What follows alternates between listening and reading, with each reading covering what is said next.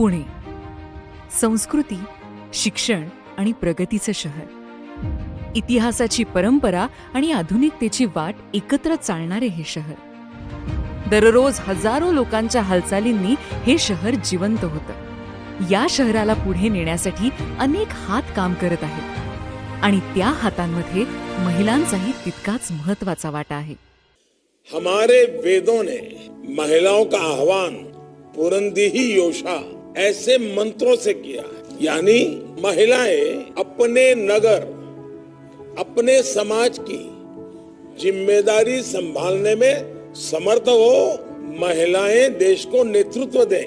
नारी नीति, निष्ठा, निर्णय शक्ति और नेतृत्व की प्रतिबिंब होती है. आपल्या अर्थव्यवस्थेचं दुसरं चाक हे महिला आहेत. महिलांना जोपर्यंत आपण अर्थव्यवस्थेचं दुसरं चाक म्हणून मानव संसाधनाच्या रूपानं उपयोगामध्ये आणणार नाही, तोपर्यंत अर्थव्यवस्था विकसित होऊ शकत नाही.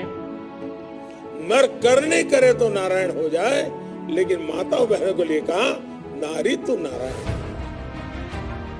माझा दिवस लवकर सुरू होतो. रस्ते स्वच्छ ठेवणं ही माझी जबाबदारी आहे, कारण स्वच्छ शहरातूनच दिवसाची चांगली सुरुवात होते. आमच्या रुग्णालयात रोज अनेक रुग्ण येतात. त्यांना वेळेवर उपचार आणि काळजी देणं हेच आमचं काम आहे.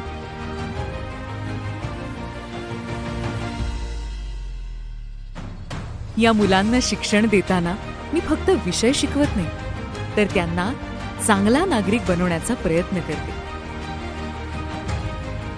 दररोज हजारो लोक या बसने प्रवास करतात. त्यांचा प्रवास व्यवस्थित आणि सुरक्षित व्हावा याची काळजी मी घेते.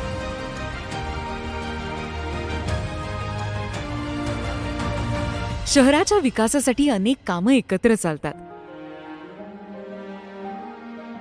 त्याचं नियोजन आणि अंमलबजावणी आमच्या जबाबदारीत येतं. या सगळ्या महिला कदाचित प्रकाश झोतात नसतील, त्यांच्या कामाला मोठे नाव नसेल, पण त्यांच्या कष्टांमुळेच आपलं आयुष्य सोपं, सुरक्षित आणि व्यवस्थित चालतं. त्या फक्त कामगार नाहीत, त्या आपल्या समाजाचा मजबूत आधार आहेत. त्यांच्या हातात श्रम आहे, पण मनात जबाबदारी, धैर्य आणि ममता आहे. त्या रोज स्वतःच्या कुटुंबाची आणि समाजाची दोन्ही जबाबदारी सांभाळतात, न थकता, न थांबता. या महिला दिनी चला त्यांच्या कष्टांना आणि समर्पणाला मनापासून सलाम करूया, कारण तिच्यामुळेच आपलं आयुष्य सोपं आहे.